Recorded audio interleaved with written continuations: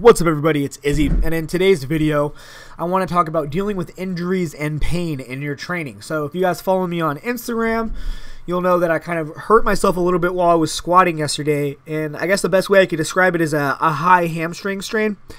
And it kind of gave me a perfect opportunity to address a topic that I've been meaning to address lately but just haven't got the chance to do so. And like I said, that's dealing with pain and injuries in training. So first of all, we should differentiate between injuries and pain, right? Because certain types of injuries are going to be far more severe than others. If you have something like a muscle tear, that requires diagnosis and special treatment from a medical professional. However, more often than not, the injuries that you will sustain in your powerlifting training are not going to be that severe. They're going to be aches and pains and strains and minor things that tend to resolve themselves on their own. And with those types of injuries, it's important to think about ways mostly that you can train around the injury, okay? That's the most important aspect for a powerlifter or really any weight room based activity when it comes to an injury, is how do you train around the injury so that you do not detrain, but you give the injury time to spontaneously resolve. So let's kind of break the pain down into three potential categories. Let's say category number one is pain that improves or lessens as you warm up and as you do further sets, or maybe it completely disappears. So an example of this might be general achiness in your joints or just soreness in a muscle, right? These are typically things that are very easy to train through and push through, and they go away when you warm up. On the other hand, a second category that we can think of is pain that actually worsens as you warm up and as you do sets. And this isn't an indicator, it's an immediate indicator that you should not continue with what you're doing. Hopefully that would be obvious, but for some people it's not. You know, powerlifters are tough people in general, and a lot of them like to try and push through pain. I would not recommend this ever if your pain is getting worse with each set. Do not be foolish. The best thing that you can do for these types of injuries is to find a movement that does not hurt so that you can train around it. A third potential category that we can break pain down into is a type of pain that at least does not get worse, okay? It doesn't get better, but it doesn't get worse as you train. This is a gray area, a riskier area, and you know, maybe if you're close to a meet and you have an injury that you can train through, it doesn't get worse when you train it, you might want to take that risk. Whereas maybe say in the off season, if you have an injury like this, it probably makes more sense to just let it heal by training around it, okay? Again though, if you have a serious injury or you're not sure the nature of your injury, it could potentially benefit you to seek out a medical professional so that you can get a proper diagnosis. In general, things like muscle tears will bruise over after they happen, but this is a 6 or 7 minute video and I cannot give you a full breakdown on every possible type of injury out there. However, for most of you, it's going to be immediately obvious whether or not the injury is incredibly severe or whether it's typical of the types of aches and pains and strains that everybody gets from hard training at some point or another.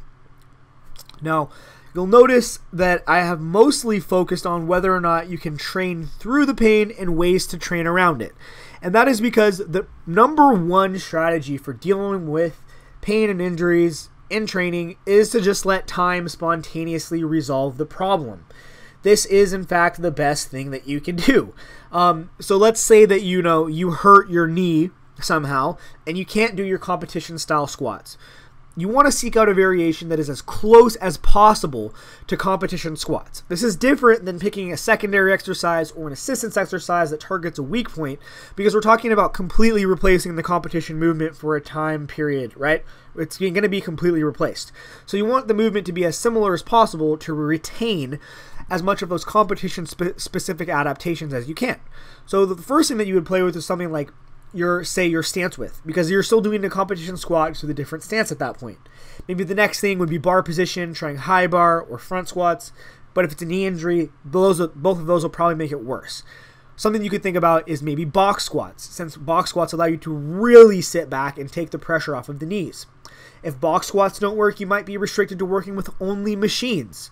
However, even though you're restricted to working with only machines, which is obviously not specific training at all, it's better than detraining.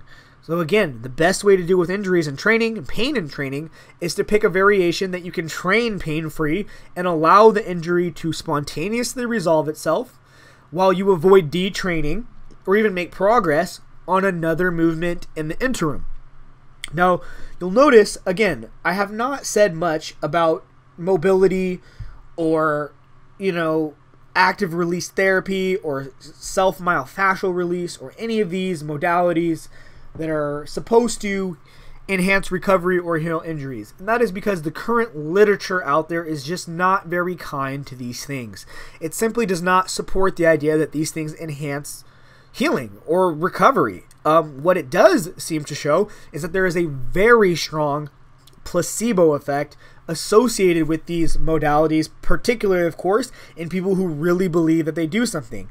So if you're one of those people that feels like this stuff really works for you, maybe cover your ears so that I don't ruin your placebo effect.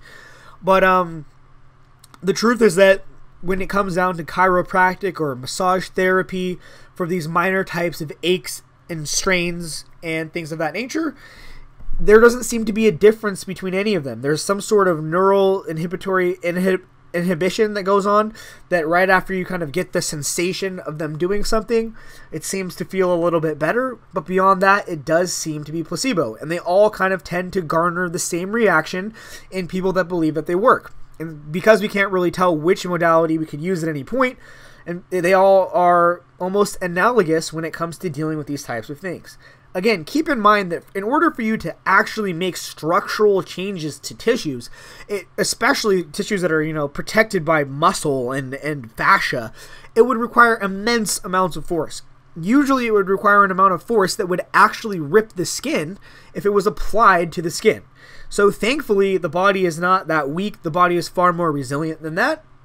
Otherwise, we would have, serious issues. Even an example that I heard used on a TSA podcast was, if the body was that frail, even something like putting the bar on your back would cause, immense structural tissue change. And we know that besides maybe giving you some messing up your skin where the bar sits, that just is not the case.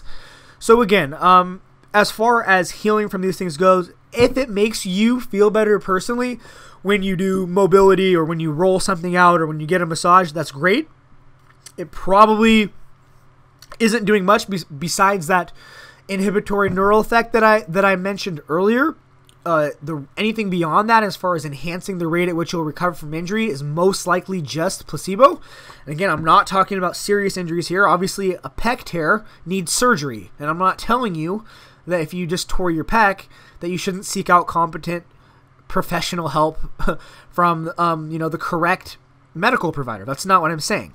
What I'm saying is that for aches, pains, and strains and the minor things that we get from daily training occasionally, most of those things are not going to provide additional rates of recovery. The thing that you should focus on the most is finding a way to train around your particular injury or strain or whatever so that you can avoid detraining while time heals all. Anyways, guys, hope you enjoyed the video. As always, my friends, good luck with your training and have a nice day. Peace.